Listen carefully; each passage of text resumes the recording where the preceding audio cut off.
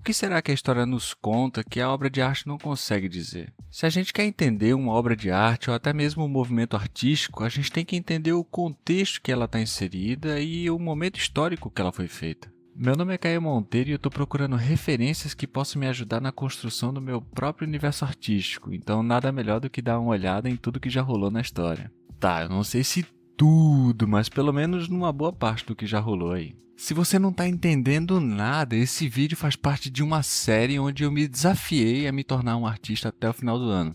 Depois vai lá dar uma olhada no vídeo do desafio para você entender tudo. Eu sempre trabalhei com ferramentas artísticas, desenhando, criando, tatuando, mas eu nunca me perguntei se o que eu estava fazendo era de fato arte. Então eu fui procurar entender um pouco mais sobre arte, sobre os artistas e responder perguntas que eu nunca tinha feito na real. Eu me senti de novo na escola quando peguei aquela prova de matemática cabulosa, dessas que você não entende a primeira pergunta, nem a segunda, e desce para a terceira e entende ainda menos, e aí você vê que é melhor começar a rezar. E a primeira pergunta já é uma pedrada. O que é arte? Mano, eu me senti o Chaves. Mas essa é muito fácil, faz outra mais difícil. Quer outra? Então toma. O que é um artista? Tá que pariu, acho que era melhor não ter pulado nada. Só que foi aí que eu fiz uma pergunta que ficou pessoal, e finalmente eu podia responder. O que eu faço? É arte? Eu não sei se você já se fez essa pergunta, nem sei se você trabalha com meio artístico, mas eu pensei um pouco e eu cheguei à conclusão de que não, o que eu faço não é arte. Eu digo isso porque tudo que eu fiz até hoje foi muito sob demanda, sabe? Eu trabalhei muito fazendo o que os outros me pediam. Na maioria das vezes eu fui contratado porque a pessoa que me contratou não sabia usar as ferramentas artísticas que eu sabia. Ou a pessoa até sabia, mas não tinha tempo para realizar o projeto. Ou somente porque o contratante precisava de alguém para fazer, mas não especificamente de mim, entende? Então por isso eu acredito que o que eu fazia não era arte e que eu não era um artista. Bom, uma coisa vai com a outra, né? E então você pode me dizer, mas Caio, Michelangelo fez o teto da Capela Sistina sob demanda. Na real ele nem queria fazer, então quer dizer que aquilo ali não é arte? O exemplo aconteceu há 500 anos atrás, entende? Então eu acredito que a gente não está mais na Renascença. De toda forma, a Capela Sistina é um marco não só na história da arte, como na história em si. E sim, a Capela Sistina é pura arte, mas ela está dentro de um contexto, dentro de uma época, sabe? É bem específico. O que eu penso que a gente tinha que se perguntar é se aquilo que foi feito naquela época fosse feito hoje, seria arte? Apesar de admirar muito tudo que aconteceu naquela época, eu não tenho essa resposta. Para mim, a Renascença é uma época incrível, mas ela também é cheia de contradições. O próprio Michelangelo não gostava de ser chamado de pintor. Para ele era um escultor, e na cabeça dele isso era muito importante porque esculpir era mais arte do que pintar. Inclusive, o próprio Michelangelo e o Da Vinci tinham uma rixa aí, porque um acreditava que era mais arte esculpir, o outro acreditava que mais arte era pintar. Então eles ficavam nessa disputinha aí. Caralho, devia ser muito louco, mano. Os caras lá, dois caras muito pica. E o que eu faço é arte, não. O que eu faço é arte, não. Porque você não faz porque não consegue. E falando em contradições, cara, não levem pro coração se em algum momento eu me contradizer aqui no vídeo ou na série, porque, cara, a gente tá falando de arte, sabe? E é muito difícil não se contradizer e não encontrar becos sem saídas e tentar achar respostas, porque arte é um sujeito que meio que não tem regra. Tem e não tem, viu? Já me contradisse aqui. Tem e não tem. Então, cara, nem esquenta. Mas enfim, voltando. Eu acredito que um artista ele deve colocar um pedaço dele no projeto, sabe? O que ele pensa, o que ele quer externar, o que ele quer dizer para o mundo, mesmo que ninguém tenha perguntado.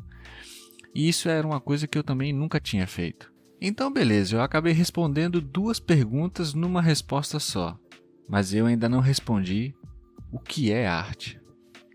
Muita gente já tentou responder essa pergunta, gente muito importante na história da arte, mas eu acredito que eles fracassaram em responder de forma completa. Por exemplo, a resposta mais comum que a gente tem é que arte é expressão, é se expressar. Mas eu acredito que não é só isso. A arte é também se expressar, mas falta, não consegue responder de forma completa. Eu penso que a arte é uma coisa que evolui o tempo todo dia, junto com as pessoas, e toda resposta que termina com um ponto final, no segundo que ela terminou, ela já está obsoleta, sabe? A melhor resposta para definir o que é arte, para mim, na extremidade sempre vai ter uma vírgula, porque não pode parar. Da mesma forma que a arte nunca para, nunca tem fim, a definição dela também não pode ter. Mas então, se eu não me considero um artista e nem considero o que eu fiz até hoje era arte, como é que eu faço para me tornar um? É o que eu estou tentando descobrir. Eu já estudei História da Arte na faculdade de Design, eu já fiz curso de desenho, eu sou tatuador há 7 anos e finalmente eu acho que eu estou entrando numa área completamente nova. E tem alguns movimentos artísticos que eu gosto muito e sempre uso como referência. São eles o impressionismo, dadaísmo, surrealismo, mas a Renascença para mim é o marco, é o ápice do que o homem foi capaz de fazer com aquelas ferramentas que ele tinha, sabe? E como eu vejo que arte é muito sobre contexto e a nossa capacidade de análise, analisar só a obra muitas vezes não é suficiente. Por exemplo, imagine que você ganhou um livro de presente e esse livro é o Prêmio Nobel de Literatura. E literatura é arte, certo? Só que tá tudo em francês e você não manja nada de francês. Como é que você vai ser capaz de contemplar essa obra? Ou seja, você vai poder pegar o livro na mão, admirar a capa, sentir o material, mas te falta ferramenta para você entender a obra mais profundamente.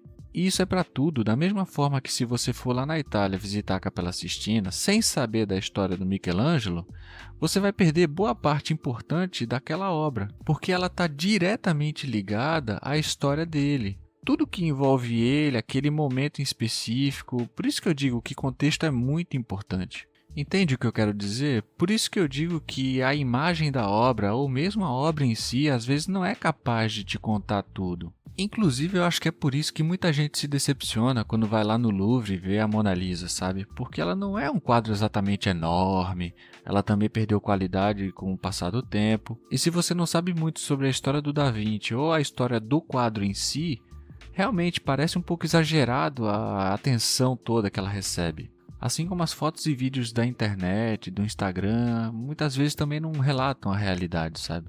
Fotos sorrindo nem sempre querem dizer felicidade, declarações de amor também nem sempre querem dizer que o casal está vivendo um bom momento e por aí vai. Então, fique esperto. A gente não pode achar que porque viu uma foto da obra ou só a obra em si, a gente já entendeu tudo, sabe? Tem muita coisa escondida ali. Eu imagino que é como um iceberg. 30% do iceberg é aquilo que a gente pode ver, ou seja, a maior parte dele está tudo ali embaixo e a gente vai ter que ir mais fundo para poder compreender. Essa história toda de compreender o contexto me fez perceber que para eu criar o meu próprio universo artístico, eu vou ter que entender o meu próprio contexto, entender o meu momento de vida, meus pensamentos, sentimentos, experiências, para poder finalmente entender aquilo que eu realmente quero dizer. E para isso tem uma técnica que vai me ajudar a interpretar tudo, mas eu vou deixar para o próximo vídeo para esse aqui não ficar muito longo. Então acompanhe essa série para você ver toda a evolução desse projeto, se inscreve no canal, deixa um like, nos comentários nem que seja um foguinho já me ajuda bastante. Muito obrigado e até o próximo vídeo.